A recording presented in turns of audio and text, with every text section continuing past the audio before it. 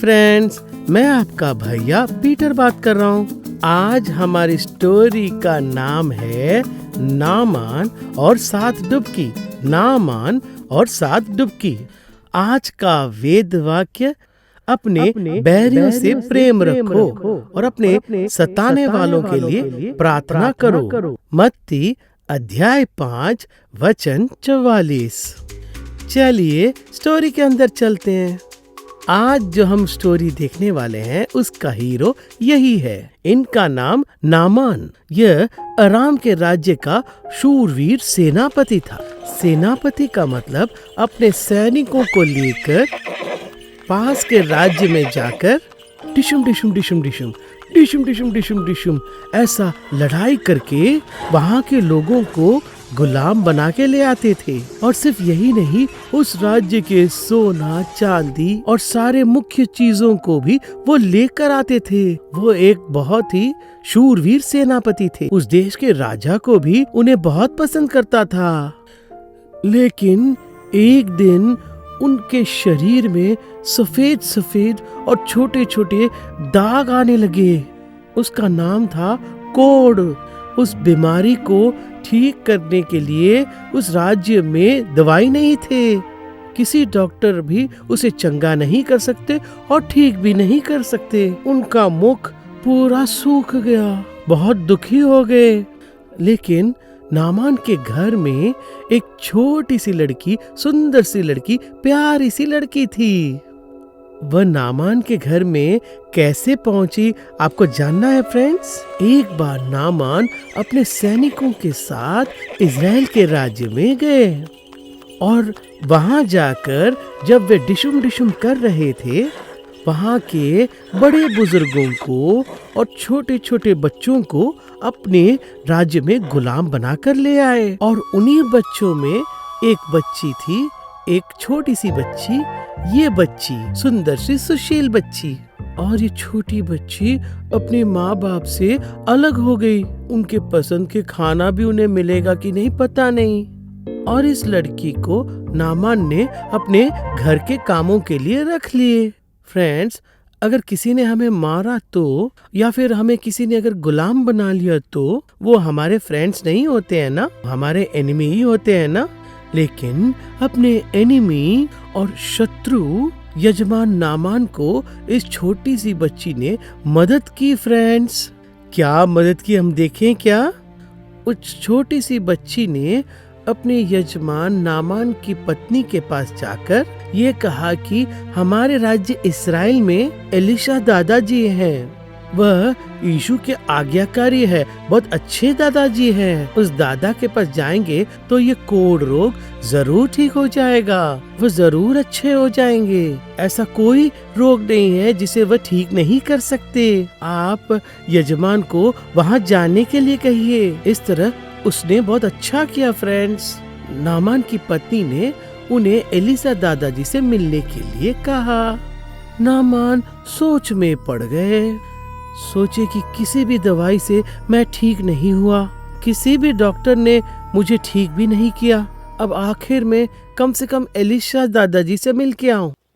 इस तरह अपने सैनिकों को लेकर टुकड़ी टुकड़ी टुकड़ी टुकड़ी टुकड़ी टुकड़ी टुकड़ी टुकड़ी टुकड़ी टुकड़ी टुकड़ी टुकड़ी इस तरह घोड़े में बैठकर सवार होकर गए। उनकी घोड़े गाड़ी में सोना चांदी और नए नए ड्रेसेस भी थे। पता है क्यों? अगर एलिशा दादाजी ने उन्हें ठीक कर दिया तो उन्हें गिफ्ट देना है सोचकर इन सब लोगों ने ट्रैवल करके गया। आखिर में नामान एलिशा दादाजी के घर पर आ गए। लेकिन एलिशा दादाजी घर पर रहकर ही उनके दूत को भेजा, और उस दूत का नाम था गेहजी। और पता है उस सेवक ने क्या कहा? फ्रेंड्स, उस सेवक ने कोई भी दवाई नहीं दी। उसने ये कहा कि पास में यरदन नदी नाम का एक नदी बहती है, उस नदी में आपको डुबकी लगाना है। 1 या 2 बार नहीं, 7 बार डुबकी लगाना है। और ऐसा अगर आप करेंगे तो आप बिल्कुल चंगा हो जाएंगे, ऐसा उसने कहा। इसे सुनते ही नामान बहुत क्रोधित हो गए और अपने दांतों को चबाने लग गए। पता है क्यों? उसने कहा, मैं इतने दूर ट्रैवल करके आया हूँ और ये एलिशा दादाजी मुझे देखने भी नहीं आए और मुझे कोई दवाई भी नहीं दी और एक गंदी नदी में मुझे डुबकी लगाने के लिए कहा, और वो भी 7 बार। क्या हमारे राज्य में अच्छी नदी नहीं बहती क्या? क्या हम वहाँ डुबकी नहीं लगा सकते? ये ठीक नहीं है। चलो हम अपने राज्य वापस चलते हैं। ऐसा उन्होंने फैसला कर लिया। इसे देखकर एक सैनिक ने सेनापति नामान को ये कहा कि सेनापति, अगर एलिशा दादाजी ने ये कहा होता कि तुम एक राज्य को जीत कर आओ, ऐसा बड़ा विषय कहा होता, तो आप उनसे लड़ाई करके जीत के आते ना। वो तो डुबकी लगाने के लिए ही कह रहे ना, छोटी सी बात है ना, जरा सुन लीजिए ना, ट्राई तो करके देख लीजिए। इस तरह उन्होंने कहा, ठीक है, मैं जाकर डुबकी लगाता हूँ। इस तरह कहकर अपने घोड़े पर सवार होकर यरदन नदी के पास जाकर रूठे हुए मुंह से टुकड़ी टुकड़ी टुकड़ी टुकड़ी इस तरह वो चले गए। और जैसा कि एलिशा दादाजी ने कहा, वहाँ उन्होंने 7 बार डुबकी लगाना शुरू किए। 1 2 3 4 5 6 6 बार डुबकी लगाने के बाद भी उनके शरीर में कोई बदलाव नहीं आया, उनका रोग चंगा ही नहीं हुआ। लेकिन एलिशा दादाजी ने 7 टाइम्स कहा था ना, 7 बार कहा था ना। इस तरह कहकर 7वें बार जब डुबकी लगा के आए तो देखे कि उनके शरीर में सफेद सफेद छोटे छोटे सारे दाग भी चले गए।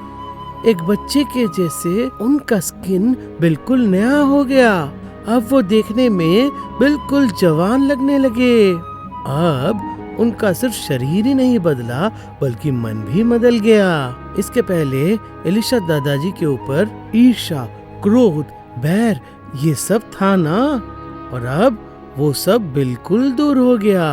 अब तो एलिशा दादाजी को वो बहुत पसंद करते थे। उन्होंने कहा, कोई डॉक्टर ने मुझे ठीक नहीं किया, कोई दवाई भी मुझे ठीक नहीं किया, इज़राइल का प्रभु यीशु ने ही मुझे चंगा किया। उन्होंने ही उनके आज्ञाकारी एलिशा दादाजी के माध्यम से मुझे चंगा किया।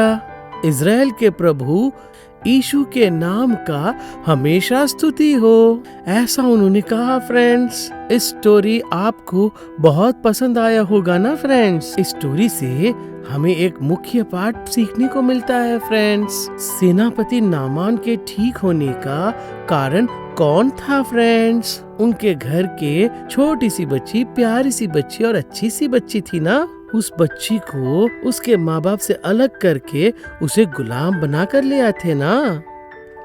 नामान को उस बच्ची का एनिमी ही होना चाहिए था ना, लेकिन वह नामान को भी उस छोटी सी बच्ची ने कहा, मेरे राज्य के एलिशा दादाजी के पास अगर आप जाएंगे तो आप ठीक हो जाएंगे। इस तरह उनका अच्छा किया। हम भी हमारे एनिमीज को, हमें पसंद न करने वालों को हमें अच्छा करना फ्रेंड्स। आप भी इस छोटी सी अच्छी सी बच्ची की तरह सबकी मदद करेंगे, है ना। मुख्य रूप से आपके एनिमीज के लिए आप अच्छा करेंगे, है ना।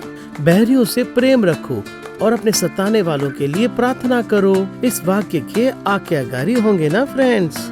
एक और स्टोरी के साथ मैं आपसे फिर मिलूंगा फ्रेंड्स। बाय।